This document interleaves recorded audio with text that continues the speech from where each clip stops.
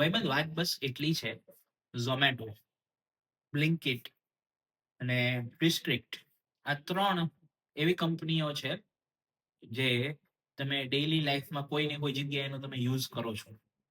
હવે અચાનક આજે આ કંપનીની વાત કેમ કરું છું?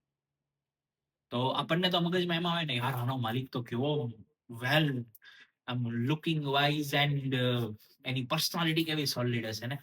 બટ એનું નામ તમને ખબર છે? એનું નામ છે દીપેન્દર ગોયલ.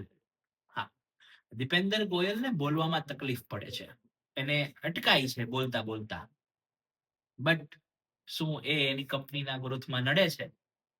શું એની કંપની એના કારણે અટકી ગઈ છે? નહીં ને.